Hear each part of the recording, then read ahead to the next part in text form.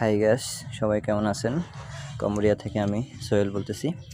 তো অনেকে কম্বোডিয়া সম্পর্কে জানতে চেয়েছেন যে কম্বোডিয়া দেশটি কেমন এবং এখানে বর্তমান কাজকামের কী অবস্থা, কী পরিস্থিতি।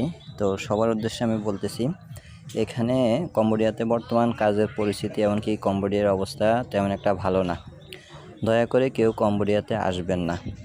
কম্বোডিয়ার অবস্থা তেমন একটা ভালো না। এখানে কোনো কাজকাম নাই, কোনো সাইডে বা কোনো কোম্পানি বলতেও কোনো কথা নাই। এখানে একটাই সবাইকে প্রলোভন দেখিয়ে নিয়ে আসে, সেটা হচ্ছে ক্যাসিনো, কম্পিউটার অপারেটিং সিস্টেমিং এরকম কাজে। তো সেক্ষেত্রে হচ্ছে এখানে বর্তমান ক্যাসিনো বন্ধ হয়ে গেছে। তো এখানে কোনো কাজকাম নাই। অনেক বাঙালি ভাইরা এখানে বেকার বসে আছে, কাজ পাচ্ছে না, কাজ করতে পারছে না, বাড়ি থেকে টাকা আনে খাচ্ছে, কেউ আবার বাড়ি থেকে টাকা নিয়ে এসে আবার দেশে চলে যাচ্ছে।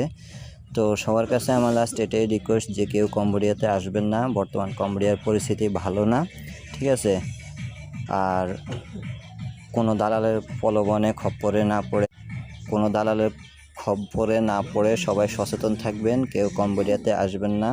সবার কাছে এটা রিকোয়েস্ট রইল। আমরাও আছি এখানে, দেখি কতদিন থাকতে পারি। যদি কাজকাম না পাই হয়তো বা চলে আসতে হবে। তো সবাই কম্বোডিয়াতে না আসে অন্য কোনো জায়গায় যাওয়ার জন্য চিন্তা ভাবনা করেন। সবার কাছে এটাই রিকোয়েস্ট রইল।